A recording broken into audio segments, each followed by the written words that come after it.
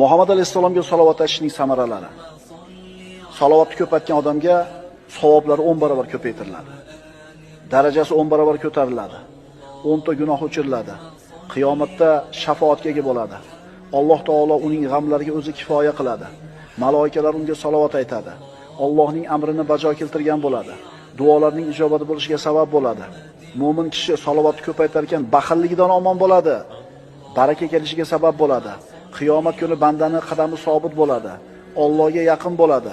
Dunyo oxiratda maqsadiga erishadi. Rahmat eshiklari ochiladi. Payg'ambarga salovat ko'paytgan kishiga payg'ambarimizga bo'lgan muhabbati isboti topiladi. Faqirlikning yo'q bo'lishiga sabab bo'ladi. Musulmonning qalbi tirilishiga sabab bo'ladi.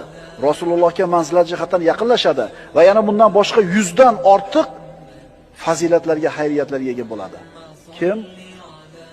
Rasululloh sallallohu alayhi vasallamga salovat etgan kishi.